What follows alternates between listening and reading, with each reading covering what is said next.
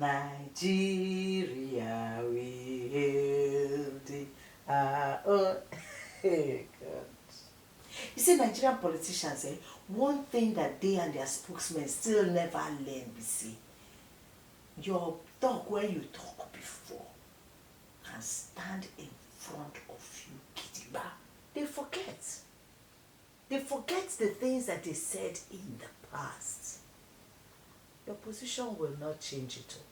These Nigerian politicians still never learn for power. See, power can give you position, but it cannot give you rescue.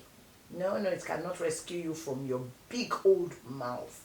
The one you spoke with when you were normal.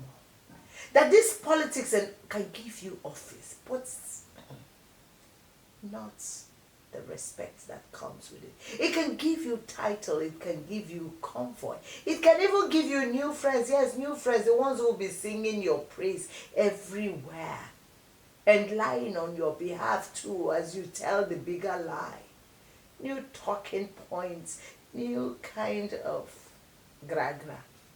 But when those your old statements, the ones you said with clear conscience, when they rise up, when those old clips begin to circulate, hey God, now dear wahala they start. Wahala go just burst for your head, and you will need a glass of water. Yes, a glass of water and a continuous mention of the word context. Na that kind thing I do our brother Daniel Wala. And forgive me, say I no fit add honorable to it name because I not see wetin honorable there. A man who once spoke with muscle against political calm. Not shyly, not carefully, not diplomatically, strongly, with full chest. Then later the same man, the same, not another, not be surgery, not be anything, the same man, the minute he entered the camp, he began to defend it with all his energy. Now, wow. Now in life, that can happen. People change, now, people change sides, they change friends, they change opinions. They have the right to, who could tell another? The only thing that is inevitable is change, Abi. Change can change. Politics is not church catechism now that you say our Father in the morning and still say our Father in the afternoon. Beg, we know that. But there is a way to do it without disgracing yourself. You just come out and say, yes, I said it. When I said it, that was the best opinion to take. But now, my opinion has changed. With full chest. Say it. Say, I have changed my view now. And here is why. That is if you have why. Say it. That is the human thing to do.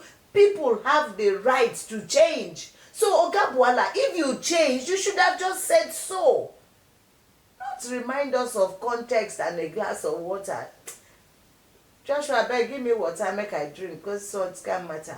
But no, you didn't do that. What do many of our own people do instead? They start behaving as if you are the problem for remembering. They start accusing your mind for remembering. They begin to talk like memory is disrespectful. Like consistency is oppression. Like yesterday no longer counts because today they now have official car and security details. I mean, like, your brain, you change them. And that is where the insult enters. Because Nigerians may be struggling, yes, so Nigerians may be tired, yes, Nigerians may be overburdened, yes, but Nigerians are not stupid. At least people like me not stupid now. We still be Nigerians. We come from here and we dey here with Onagidigba. We know when somebody is trying to package contradictions. Oh God, I don't tell these people. When somebody is trying to package lies and sell it back to us as maturity. Where you mature? We know when Nigerian spokesmen are not defending policy, rather they are defending their migration into comfort. Their migration maybe from Tanzania to Bilonia. We know. That was why this debates, they pain people. Not because somebody asked hard questions, so hard questions are normal, even when they ask hard questions now. Public life should come with hard questions. After all, na public you dey. Ask children wey dey write jam, they go explain am to you. But because Daniel Bwala looked like a man trying to escape from evidence that came from his own mouth, Obemoko, there is no clean escape route from that kind of problem. Why? Because once your own words are standing against you, who do you want to blame? The media? The opposition? Social media? Abi maybe na your village people? Abi? Your enemies, the ones wey no wan make you progress, the ones wey father and imam don point say na dem dey worry you. Now. At that point, na you versus you. Finish. The title self good for movie. And that kind of fight is dangerous because your former self does not need briefing. Your former self already knows where all the truth is hidden. That is why I say what happened there is bigger than ordinary embarrassment. It is exposure, raw exposure. It was that moment when grammar starts failing, when packaging begin leak, when all your clothes begin wet with your own sweat, when confidence started sounding like skit, when all the smooth explanation in the world cannot close the gap between what you used to say and what you are now paid to defend. That is what people reacted to. And honestly, Nigerians are tired of that script though. You see this script of talk one thing for morning, talk another thing for afternoon, talk another thing for night. The minute food enter your mouth, the words change. We are tired of people who sound revolutionary before appointment and then become philosophers of patience immediately after appointment. Before power, they speak like lions. After power, they begin to talk like customer care representatives for national suffering before power. This country is collapsing. After power, we understand the concerns of Nigerians and the administration remains committed to ongoing reforms. I beg you. Who wants to hear that? Market not they hear press statement though. All those on our press statements and conferences now they talk and turn ourselves. Hunger not they respect media spin. Insecurity not they fear grammar. A woman who cannot feed her children is not interested in whether your sentence is clean, balanced, or imbalanced. A young man who cannot find work does not care how elegant the spokesman sounds on international television. People want honesty. People want accountability. People want at least a small sign that those speaking for government still understand what ordinary life feels like. But too often, once some of these people enter the system, something happens to their language. They stop speaking like human beings and start speaking like laminated documents. Everything becomes polished. Everything becomes managed. Everything becomes context. Misunderstood. Context. Strategic. Meanwhile, the people are sweating blood. That disconnect is what makes moments like this land hard. Moments like this when we are faced with our own truth. That's why it lands so hard. Now let me come to Reno Omokri. Because these two people, the comparison is sweet and it's painful at the same time because two of them are Nigerian men's sons. Chai! Somebody had 9 months. Reno and Bwala are not exactly twins, but they are from the same extended family of Nigerian political communication experts, the Association of Political Flip-Floppers. Both can argue. Both can defend, both can attack with confidence, both know how to occupy space in public discourse, both know how to sound utterly convinced even when what they are saying this year is wrestling with what they said last year. But the styles are different. I mean, Reno is open. Open drama, I mean, like comedian. Reno does not mind noise. In fact, noise is part of his field. He can fight on X in the morning, debate scripture in the afternoon, insult somebody's intelligence by evening, then wake up the next morning refreshed and ready for another round. Reno is not hiding the performance. The performance is the product that Reno sells and profits from. That is why when Reno changes direction, people are irritated but not shocked. They already know the man can turn argument into full-time occupation and earn from it. And even boast about earning from it. But Bwala is more polished with it. Bwala wants to sound like reason. He wants to sound measured. He wants to sound thoughtful. He wants to sound like the adult in the room. He wants to sound like he knows exactly what he's saying. That is what makes his own contradictions more annoying to some people. Because Rena's exorcists announces themselves. Bwala's own arrive in the end and in time in careful diction. Reno can somersault and shine teeth. Bwala will somersault and then explain to you that legally speaking, he has been standing still all along. And that, my people, is drama. Drama is only created when there is conflict. In this kind of drama, let me start by saying, maybe it's comedy. Comic drama.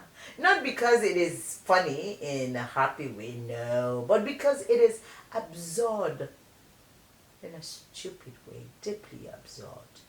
It is a kind of thing that makes you laugh and kiss at the same time. You know that Nigerian laugh? That laugh that is not really joy. That laugh that means, see this one. That laugh that says, Oga, no insult also.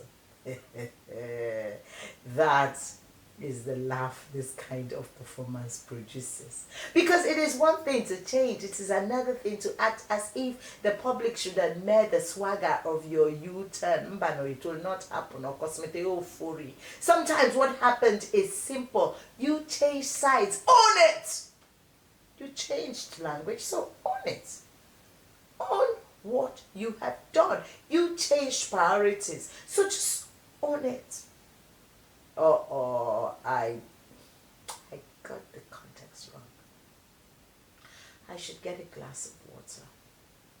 Hey, but don't come and dress it up like some grand ideological pilgrimage that the rest of us are too shallow to understand. Nigerians are not children. We know when power has softened somebody's tongue. And let me say this clearly.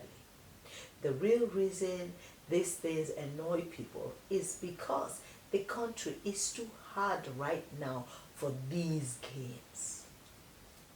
Maybe in a season of comfort, people will laugh and move on. But in a season where people are genuinely under pressure, food prices, transportation, school fees, insecurity, hopelessness, very dishonest performances from power sounds worse. What's the dishonesty for?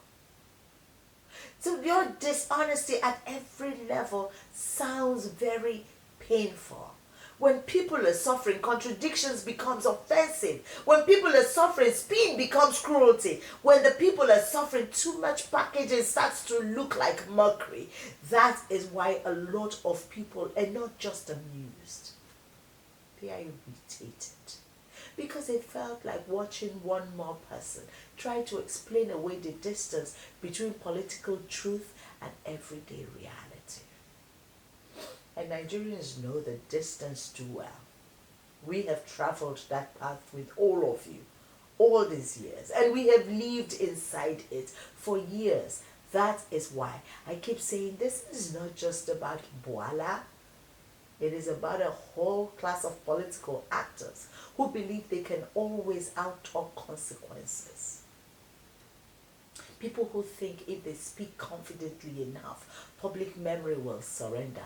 People who think and believe title can erase their words, taped words. People who imagine that access to power automatically rewrites the archives. And I need somebody to check on our mind, I swear. But every now and then, the archives fights back. Sad for you, right? Every now and then the old clip wakes up. Every now and then somebody asks the exact questions these people were praying nobody would ask. And then suddenly all the elegance disappears. What remains? Just the naked contradictions. That is what happened here.